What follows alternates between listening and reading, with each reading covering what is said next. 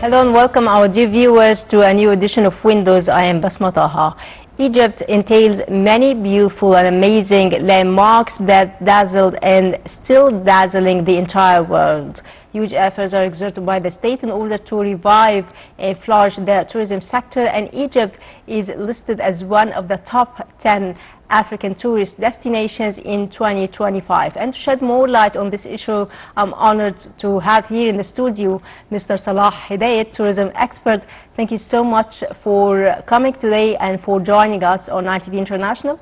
Thank you for you, and good evening for you and for all our who are looking for us today. Thank you so much. Good evening. First, as we know, Egypt is well known for its amazing and beautiful weather, and also Egypt entails the essence of civilization and history. And according to a recent ranking, Egypt is listed as one of the top 10 African tourist destinations in 2025. How do you see the significance of that ranking and also its role in reviving the tourism sector here in the country? Okay, let's start from beginning. Egypt now it's top 10 countries in Africa. The people must to visit in Africa now, but Egypt also is the top 10, is number one, the top of the top 10. Yes. And for few years, if we said like 10 years ago, Egypt had a very low rank for the tourism sector all over the world, for how the people have to move to Egypt for tourism or just enjoy some time, or they have to find another countries.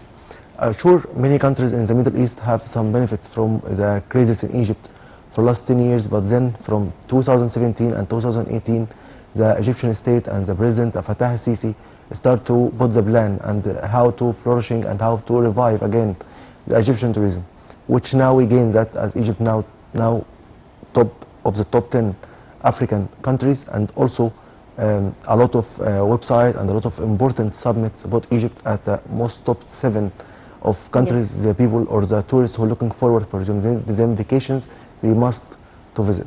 Yes, recently also a tourist website, a very well-known tourist website, said that the pyramids and the gem are listed among the top 7 must-visit sites around the world. How do you see the significance of that and also its role in reviving tourism? If we talk first about the pyramids.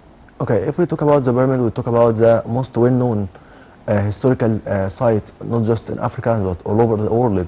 Everyone in the world, one of his dreams to come to visit Egypt. Yes. As a tour guide, before to be a tourism expert, all my guests, they are telling me that it's one of our dreams to come to visit Egypt and take a photo beside the pyramid. So, as a pyramid is not just a building built as a tomb for the kings in Egypt, but also it's a glory of the country and the peak of we can say a witness for the intelligence of the human person. That lead all people to come to see that in real. Even they can find that everywhere now today on website or something, but to be in real and touch the stones of the pyramids, one of them dreams. Then Egypt again add one of the most, you can say like a site, very well known today is the gem, the Grand Egyptian Museum. Yes. We'll not just talk about Egypt going to open a new museum, but Egypt now we are talking about the grandest and the largest museum all over the world, and the hugest and the largest cultural project for the 21st century. All the world now asking when the museum going to open, when the museum going to open. We said now we are so close more than before. At the end of the year, maybe in November or December, the Prime Minister of Egypt, Dr. Mustafa Madbouli, announcing that Egypt going to open or irrigated the Egyptian Museum, Grand Egyptian Museum, so soon. What's the reason to put the museum as a top 7 sites? Yes. As it's a huge project of culture, not just about a normal museum to just visit some monuments and know more about the Egyptian history, but we talk about the collection of Tutankhamun as the first time all over the history. Again, one time since they found the tomb at 1922, one more time the whole collection be gathering again in the same chamber. We talk about over than 5,000 artifacts belonging for one king. Also, we talk about the design, the plan of the museum, the facilities inside the museum. Also, the labs and the children museum. It's one of the most conservation center, education facilities, huge gardens. Exactly, right. Exactly. And Egypt, to put the plan or the design of the Grand Egyptian Museum, Egypt following the all modernized museum all over the world to be actually compared to them. And also it is expected to attract millions of visitors each and every year. Yes, we, according to the last researches, and the museum able to host over than from 3 million to 8 million tourists per year. Great. Also, UNESCO listed the Grand Egyptian Museum, the GEM, as one of the most beautiful museums in the world. How do you think that it differs from other museums here in Egypt and also worldwide, like the Louvre, the British Museum? Very clear, as the Grand Egyptian Museum is the first green museum all over the world. As the museum, both the interaction around the museum make the museum be more important. We talk about a museum built just 2 kilometers far from the Giza pyramids. All the facilities, all the transportation, interaction, all the tourists need to find in a building, it's now located inside the Egyptian Museum. Shopping center, restaurants, even a very modernized way to show the artifacts. Starting by or welcoming by the King Ramses II, and then found the great corridor or the great staircase, then find the great galleries, as the first time in Egypt and maybe in museums in the world also to find the first time to have a 3D show to show the tomb of Khnum-Hotep. And beside each gallery you can find a screen to give you more indication and more information about the society and the kingship and the beliefs in ancient Egypt. Great. Also, Mr. Salah, you said that everybody is asking about the opening of the museum, and we know that heads of states, kings, presidents are invited to attend the inauguration ceremony, and also the ceremony will not, or the opening will not be limited to just one day, but the celebrations will continue for several days. I would like to know more from you. How do you see the global impact of the opening of the museum? Okay, after Egypt makes a great ceremony, it was a Golden Mummy Parade, and then we make another one in Luxor. It's the Sphinx Avenue or the Ram Avenue in the Luxor, between Karnak and Luxor Temple. Egypt now raised the bar. All the people now looking for what Egypt going to do for the next ceremony, as we have the Grand Egyptian Museum celebration or irrigation of the opening. So all details now still kept for not showing for everyone, but the Prime Minister of Egypt, Dr. Mustafa Bouli, he promised us it's something to make all Egyptians feel proud about the opening. The impact for the sermons and also for international and for national or domestic for Egyptians, it's raised again the national spirit for them. People now be more concerned to know more about the kings, know more about the ancient civilization. After through the ages, Egyptians never gave the enough attention for them civilization, for them history, for them culture, them heritage. Now start to gain more attention. We can feel that just to visit the pyramid or visit any museums, you find Egyptians over and over than usual. Going to visit the museums, going to visit the temples, going to visit the pyramids area, and even the several places, not just about the pyramid, but also about the like a Muhajir Street, like all the citadel of Muhammad Ali. People now encourage more to go to visit. About the international impact, now the people looking, okay, this country still survives. This country can able to revive again the tourism one more time. If I told anyone, Egypt before 10 years was one of the most dangerous places, no country can we can say recommend Egypt for a visit, and now we talk about Egypt, all sites, all important and the most famous summits, they're going to say people, Egypt's top 10, you have to must to go to Egypt. Great. So the journey from mustn't to must take from Egypt a long time. Yes, and that indeed makes us so proud of our country. For sure.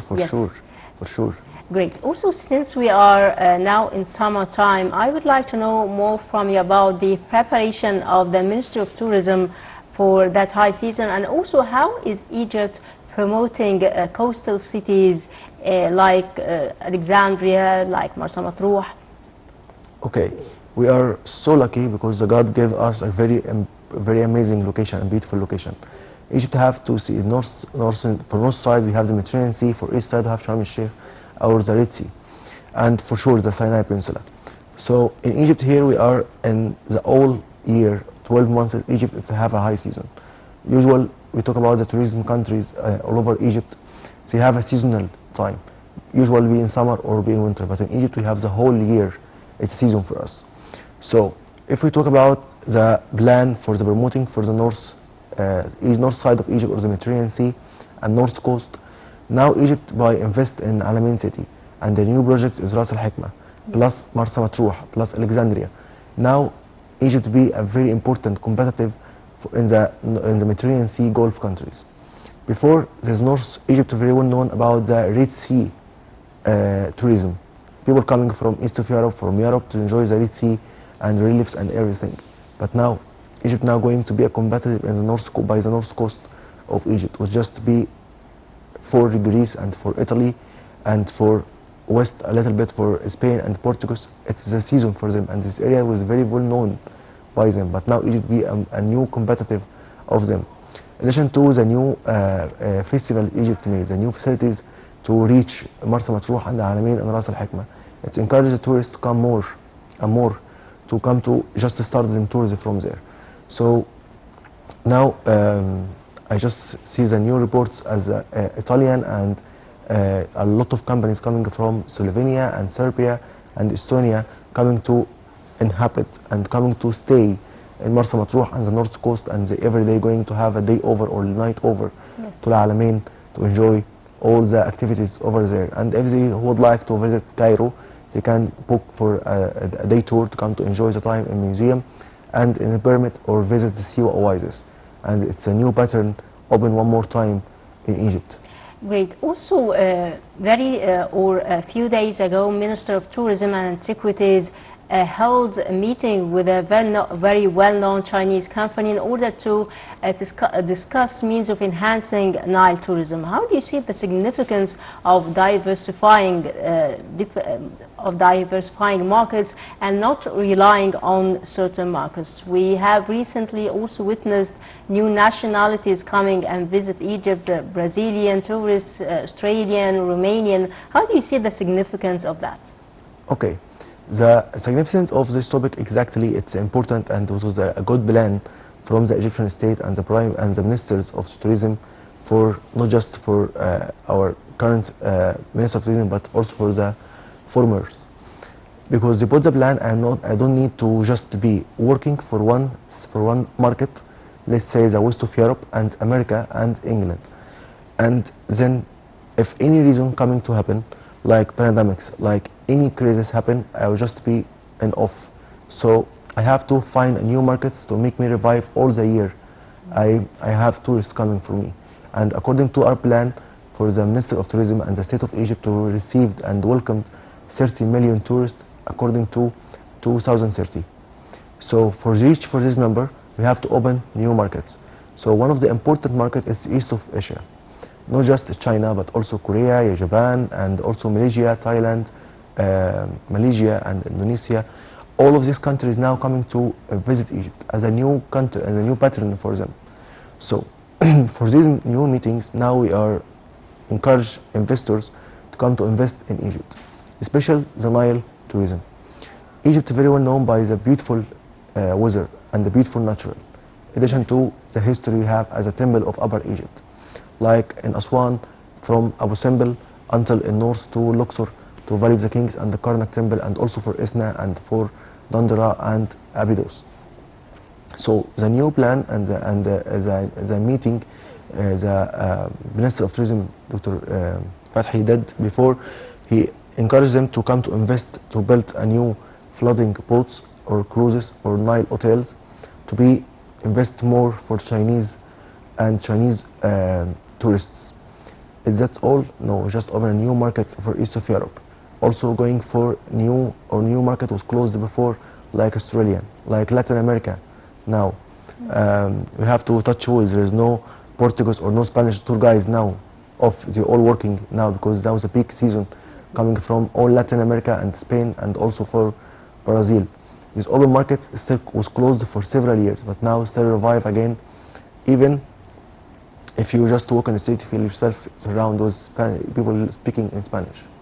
Great. As you said, Egypt is well known for its unique and amazing weather, and Moving to another point, we do have in Egypt here different kinds of tourism. We have religious tourism, medical tourism, beaches tourism, conferences tourism. If we talk first about religious tourism, also we do have Amr ibn al-As Mosque, Al-Azhar Mosque, also Al-Mu'izz Street. How do you see the significance of religious tourism in reviving the tourism sector here in Egypt?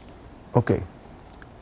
Clear, I can say there is no country all over the world very well known by religious tourism like Egypt. I know Saudi Arabia, but just for Muslims, religious tourism. We can say Italy for Vatican, it's for Christians. Jerusalem is just for Jewish or Christian or Muslim. But I have to find one country to can gather all these religious or religions in one country. There is no except Egypt. First, we have a site called Saint Catherine Monastery, Yes. and Saint Catherine Mountain and Moses Mountain. I worked several times with the groups coming from different destinations to come to enjoy these trips in Egypt. We called it Holy Lands. Yes, many Coptic sites that tourists look forward to. Exactly. We have a site like Saint Catherine. It's a very holy site for not just the Muslim or not just the Christian, but also for Jewish. Yes. For Jewish, they're coming from everywhere to visit Saint Catherine and visit the Moses Mountain. For Muslims, coming to visit a place, the God looking for the mountain and make it destroyed. Just when Moses asking him, I want to see you. So we are not just coming to visit Saint Catherine, but also the way from Saint Catherine till Cairo by crossing the Suez Canal and the crossing by Elim or Moses Oasis. It's all encourage people to come. So at 2015, the Pope of Vatican, he announcing that the trip of the Holy Family in Egypt, or to visit the Coptic sites in Egypt, it's be a part of the pilgrim for Christians. So it's not just about to visit Jerusalem, but also to visit Egypt. So after they enter the borders from Taba, they visit Saint Catherine, and then Moses or Elim, Oasis or Elim, and then visit Coptic Cairo. These all places, especially Coptic Cairo, the Holy Family as a Virgin Mary and Jesus Christ and Joseph the Carpenter, in beside or below the Saint Sergius and Saint Bacchus church in Old Cairo district, they lived there for 3 months in the crypt, and then they continue their trip all over Egypt. Then Egypt recently make a great project in Saint Catherine to make it the city, not just the monastery, but built the whole city to be able to occupy and able to have enough facilities and enough hotels and accommodations for all tourists who are coming to visit. Yes, it is a hub for religious tourism, and Exactly. also recently you have witnessed several visits by Prime Minister Dr. Mustafa Madbouli to Saint Catherine in order to follow up the progress that has been carried out there. Yeah, exactly, that's the project, yeah. Yes, moving also to another kind of tourism, which is medical tourism. Also, Egypt is well known for that kind of tourism. We have Safaga Sand, Hilwan water, many sites that tourists look forward to and seek to visit. How do you see the significance of medical tourism also in increasing the number of tourists here in the country? Okay, Egypt now to reach the number of the 30 million tourists, we can not just depend on the culture tourism or the beach tourism. So now we're following the religious tourism and festival tourism and also conference tourism and sports tourism, and now we're going for a new pattern. Egypt unfortunately wasn't very well known about it as a medical tourism, and after Egypt starts a new promotion or posting campaign to come to enjoy the medical tourism in Egypt as a sites like Siwa Oasis, Hilwan spring water, and also the Musa Oasis and Ras Sedr, and also Cleopatra passes different places all over Egypt. Now people coming to asking, we want to use it, like have the treat the hot sand treatment, or the sparkling water, or going to Siwa to enjoy the salt lakes. So all of that now people start to going back again to stop to take the drugs or take the usual medicals. They're now going again back for natural medicine. Great. Also, how do you see, sir, the significance of collaboration between the different ministries in order to revive tourism. For instance, what about organizing trips for students, whether students at schools or universities, to the landmarks here in Egypt first, on one hand, in order to revive the domestic tourism, and on the other hand, in order to show the students the greatness of Egypt's history and civilization? Okay, as a part of our plan to raise again the domestic tourism, we're not just able to waiting for the international tourism, but we need also domestic tourism. And domestic tourism coming from first from school trips and university trips. And it's really important for everyone. And I asked all the schools students I know, and asking who are watching us now, going to visit your site. This country, people paid thousands and thousands of dollars to come just to enjoy the 10 days, or just to visit for one day, or even few hours. Go to visit the pyramid and feel the glory of your country. It's raise the national spirit in them soon. Also make them more awareness about the heritage and our history cases. For example, for now it's globally a new movement against our history and against our culture called Afrocentrism or Afrocentric. They are the people from roots from Africa. They try now to say this civilization, it's for us, not for you, for people who deep skin color. So if Egyptians now gain more awareness about this crisis, they can fight and they defend for them civilization and for them culture. For example, I feel so happy when I find floods of children coming to visit during my last trip in Luxor, or especially in Karnak Temple, a lot of students coming. Now we not just talk about the impact of the culture, but impact about the student himself. Now he know how to be more, how to be group, how he related to his group, how to be more careful about himself, about his colleagues in the school or his class. Also to make himself feel how that I depend on myself to be in a site, a huge temple like that, and also raise again the knowledge. If he read a book, it's fine, but if he visit the temple, it's be more better. And also make them for future, if they would like to be a tour guide or be an Egyptologist or archaeologist, they now feel the dream from beginning now. Yes, and to raise the sense of awareness. Exactly. I decided to be a tour guide since I was 11 years old. When I visited the pyramid and see how I was just 11 years old with my family, I found how the place is huge, and I asked my father, why these people coming here? They said they pay a lot to come to just to see the pyramid for one hour or 2 hours. And then I became a tour guide now, because I choose that, because this visits make me feel I want to be ambassador for this civilization, and I did it. Great.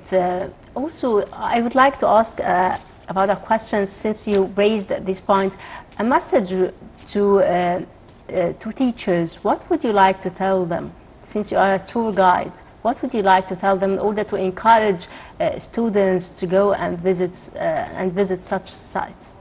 Okay, they have to first talk with them about the importance of Egyptian civilization, not just for them, but for the global world. In Egypt, you are living in a country, but or established the meaning of country.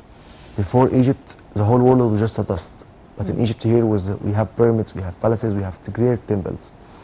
The importance of this country, or why Egypt still survive after all these years. We talk about many crises, destroyed countries, and they change the map of the world. But Egypt still survive and still stands through the ages when saving the same borders. Why? Because our roots in this land, it's much deep than anyone thing. To make them know this country is really blessed. Jesus Christ said, blessing my people of Egypt. You are in a country, one day, Prophet and Messenger Muhammad, peace upon him, he married a lady from here. She was called Maria. So it's a blessing country. It's an important country, for not just for who live here, but for everyone. I hope teachers tell them children about the importance of Egypt and what the tolerance of Egypt. In Egypt, and the great history and civilization of Egypt. Exactly. Yes. We are in Egypt to give everyone with the meaning of tolerance in a country. For example, You never find a country still have Egyptian temple and the Greek temple and the Roman temple and the Christian temple and the Arabs and the Muslims and modern. These all civilizations coming in the same place and they inhabit the same country, and no, never ever the other civilization coming over the other one. Great. We will continue our discussion, but allow me to go to a short break and then we will be back. The viewers, a short break and then we will be back to continue our discussion, so stay tuned.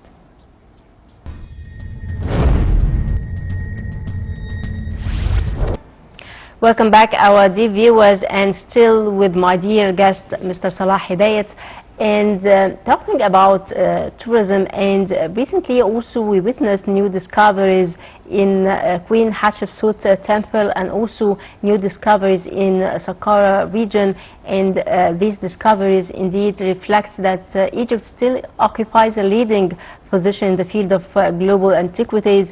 And also the well-known Egyptologist Dr. Zay Hawass said that the year 2025 will witness also many new archaeological discoveries. How do you see the significance of these discoveries also in reviving the tourism sector?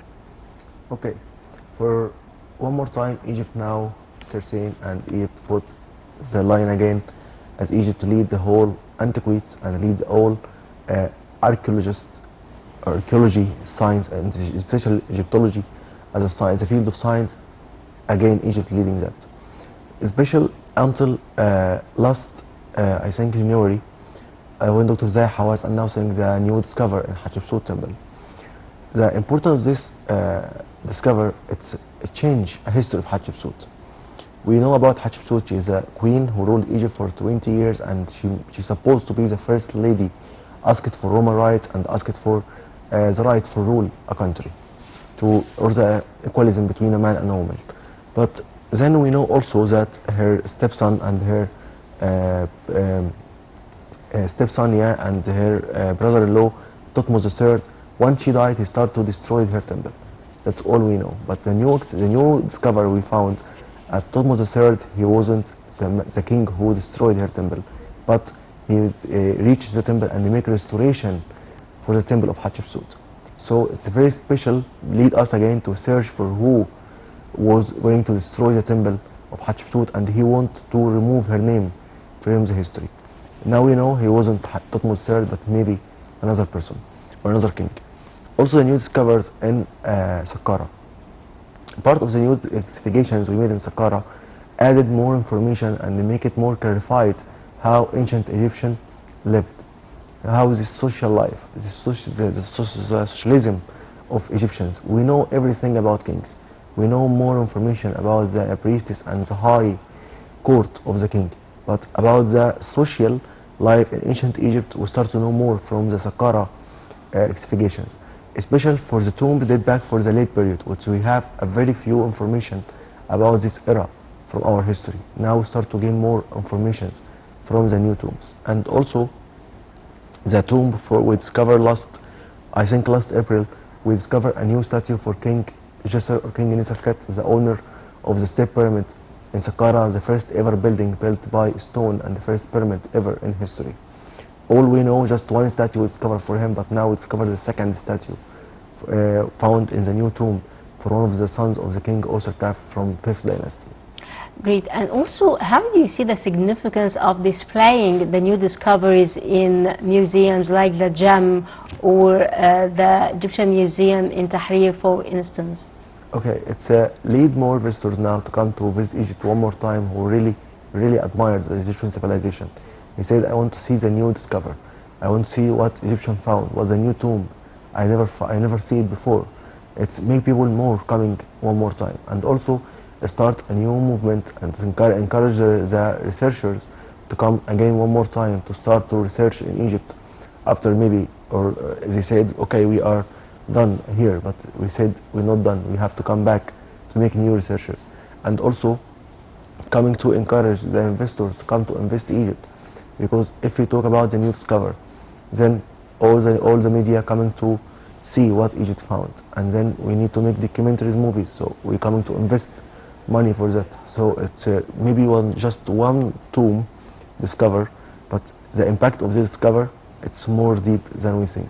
Great. Moving to another point, how do you see the role of Egyptians when it comes to boosting tourism? Do you think that we need, for instance, awareness campaigns?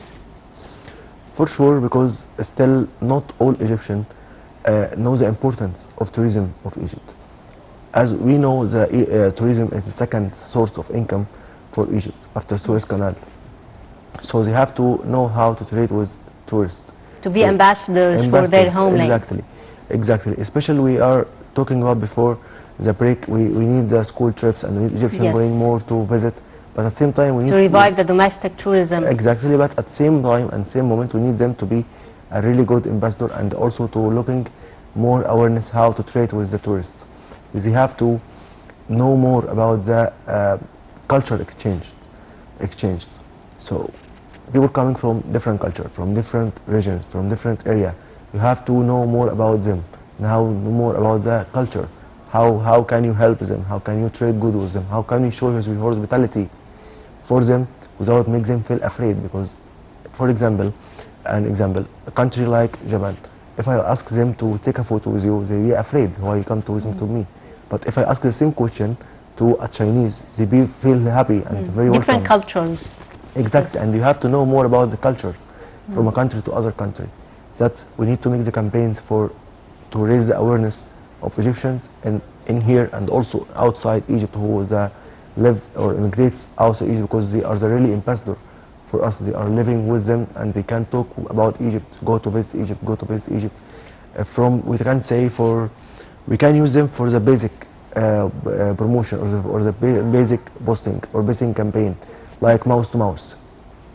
So you mean we have to know the cultures of different countries in order to know how to deal with the tourists when they come and visit our country, right? For sure. And as tour guide, I am English tour guide, okay? If you ask me about the Spanish speaking countries, what about them? I tell you, okay, you have to ask my colleague who is Spanish tour guide. Because as we are tour guide, you choose the language, you have to know more, you have to know everything about the tourists you are targeting. So for sure the French different from Spanish, from German, from English. Each country has their own culture, has their own mentality, has their own traditions, and you have to know more about them to have first to respect them tradition and them culture, and also to make them feel more comfortable when they stay in Egypt. Great. Now moving to another point, digital transformation continues to reshape our world, and AI continues also to reshape our world. And we have now in Egypt many conferences about digital transformation, like ICT, the very well-known conference that is held each and every year, and many international experts from different countries are keen to attend this great event. I would like to ask you about the significance of digital transformation and AI in also in reviving the tourism sector here in the country. Okay, we can able to, or already the Minister of Tourism started this program to use AI and all artificial intelligence and all this new access and new technology we have to make more promotion, and also to target to get more information about the markets, new markets we're going to open. So, and I'm not able to come to make a conference or make meetings with the Chinese companies and the Chinese markets without know what the Chinese needs first, and then I give it to them as a demands. So that's helping us. So now we can make a new service to like a virtual tourism, okay? So people come to going for the website of the Minister of Tourism, they can show all like the like verse about the site of Giza, to know more like a short movie without coming. Also, not all people able to come, so we can gain also a lot of income from technology like that. And also, how do you see the significance of training workers at the Ministry of Tourism also on the applications like AI and also digital transformation technique? How do you see that in also in helping in increasing tourists and in reviving the tourism sector? Okay, now in Egypt all sites, they can have a self-booking tickets from the website or from the machines in each site, and all places now became like, especially the Pyramid of Giza, be green, using the green technology from tourists from A to Z, able to enjoy the time in area, and especially with the new buses we have, or new system to get the green buses and electric buses to save the environment. In addition to the technology we used for easy booking and easy transfer inside the area, to make them from once he arrived until he leave had all facilities by technology as well.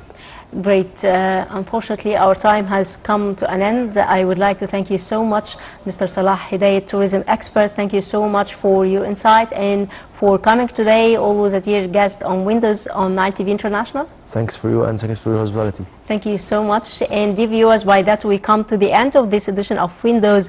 Thanks for watching, and stay tuned for more on Nile TV International.